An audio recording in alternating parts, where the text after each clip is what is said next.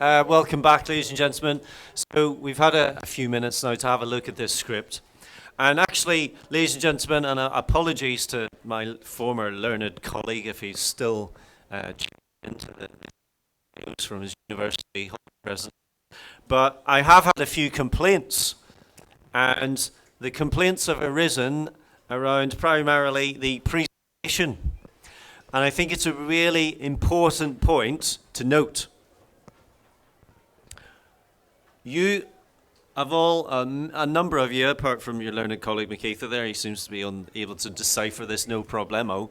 But this, as you can see, it is quite difficult to read. It's not impossible, so therefore this particular candidate will still get the marks, but it's difficult. And your part of your job, when you're writing your answers to your exam papers, part of your job is to make the examiner's job, the person marking it, the marker, you want to make their life as easy as possible. Now, why? Why do you want, in the summer of 2022, when you're doing your GCSEs, why do you want to make the examiner's life as easy as possible? Maisie? Right. When markers, examiners, who are teachers at the end of the day, when they get these, what happens is they get a batch of about 400 to mark, okay? And when you're marking, you're doing, I'll say something about that as well in a minute, you get 400. Now, with the best will in the world, and I know this because I've marked papers for years and years and years, with the best will in the world, people get tired. And whenever you're faced with a script which is really, really difficult to decipher, there is the chance that the marker might miss something, or the marker might, this is just impossible to read, I can't award any marks here. And if it's really, really difficult, you won't get the marks because it's not legible. So let this be a lesson to you all at the beginning of your GCSE studies. Making your handwriting neat and legible is really important because you can see, because you've all been complaining about it, you can see that this is difficult to do. The second thing is, which I've just mentioned, all of these, when I first started marking papers back in the late 1990s, I used to get in the summertime a delivery from the Royal Mail, and it was like piled up to here at the front door, and it was scripts, the actual papers. That doesn't happen anymore, fortunately. What happens? The papers all get scanned, and they just get sort of put in a secure area online. You just download them into your area, and you just mark them on.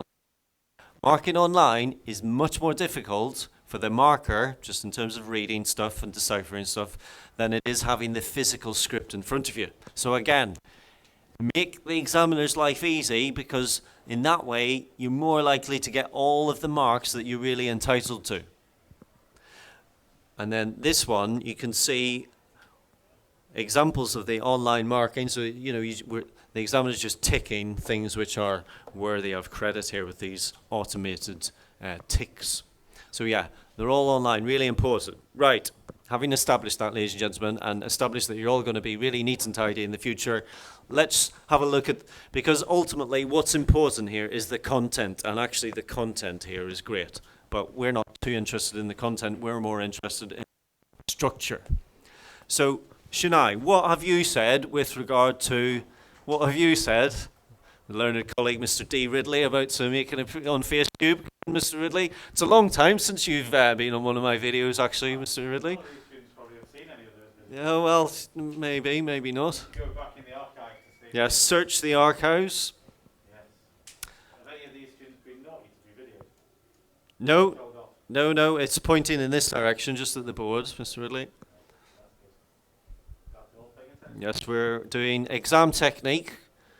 That diagram again. If you just draw that diagram every lesson. Well, not quite, Mr. Ridley. I think you'll see there's a shift here of the supply curve. Thank you. Right. Okay, Shania, what do you think? What do you make of this first three lines? What is that first three lines? Excellent. It's a definition. So how would you start off a really good answer? You'll start with, thank you. Right. So here we've got our definition. Define.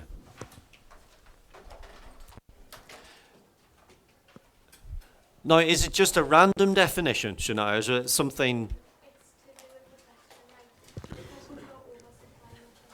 Thank you. Excelente. So what you need to do is you need to look in the question for the key words and then define them. So here we've got supply, demand and supply, really important in economics. So defining this key word supply. So define, not just define anything, define the key words. Now, why is your textbook great for that? What's it got, Grace? Excellent. It's got the key terms, got the key words on every page. So if you can memorize those, you're on your way. Right. What else have we got then, Sean?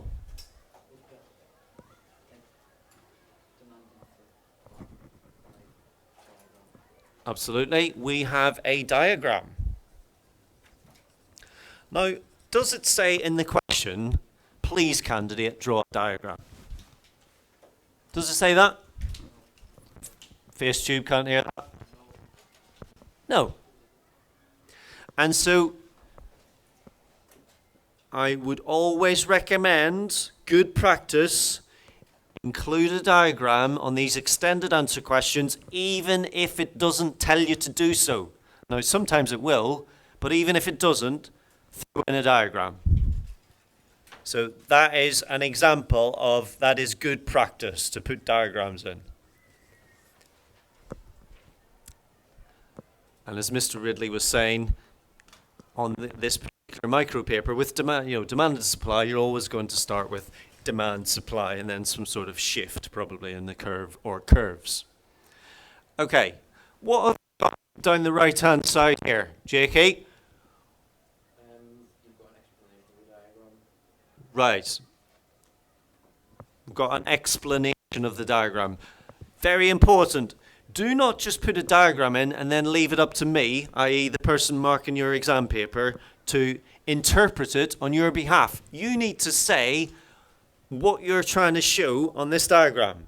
So do your diagram and then explain the diagram. Don't leave it up to the examiner to interpret your thoughts, because unfortunately that will not earn you any marks.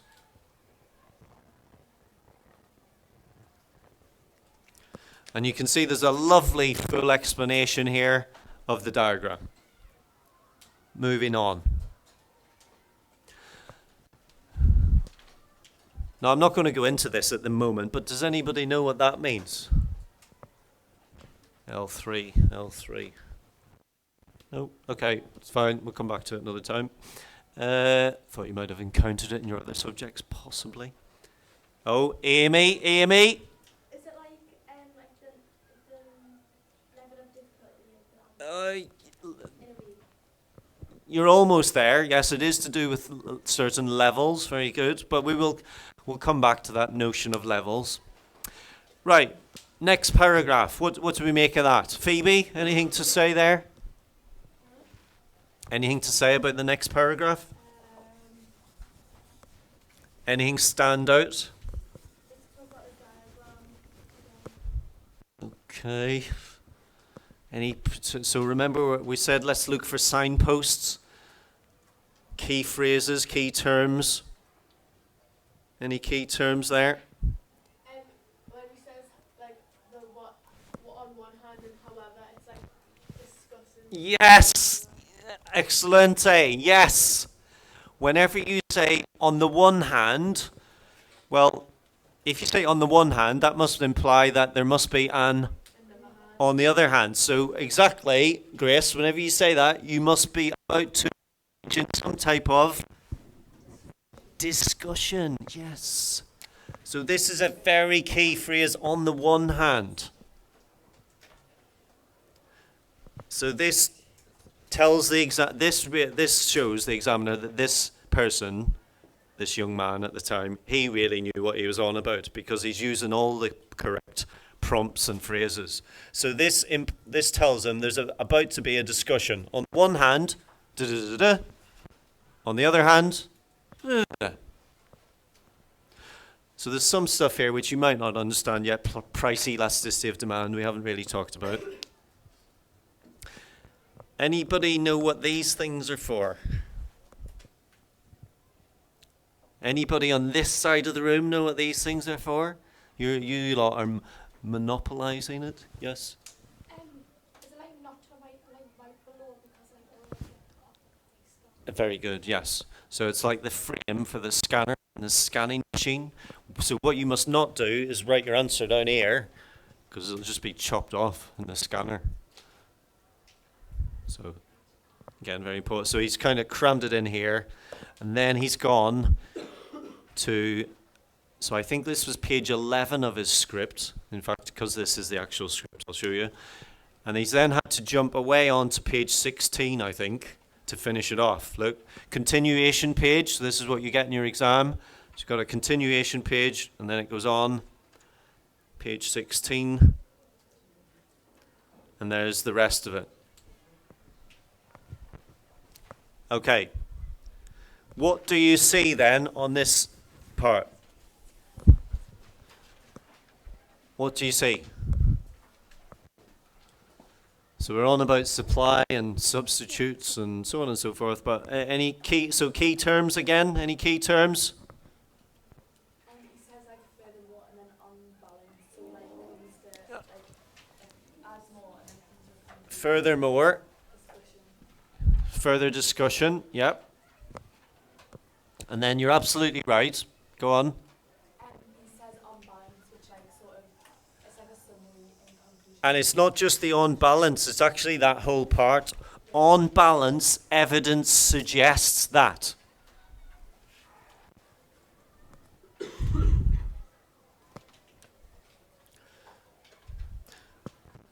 So he could probably have put somewhere in here another paragraph which said, on the other hand. That would have been nice maybe to see that in there somewhere. So on the one hand, on the other hand. Yeah. What does he mean by unbalanced? So weighing up the different arguments. So is it just like a conclusion or is it Precisely, a conclusion, a judgment. So what he's actually doing here is he's coming to a judgment. But what you'll notice is, and this is a big downfall of GCSE and A-level candidates, he hasn't written on balance, in my opinion. That's not what we want. No offense, right? We don't want your opinion. We want fact, evidence. So it's evidence suggests that.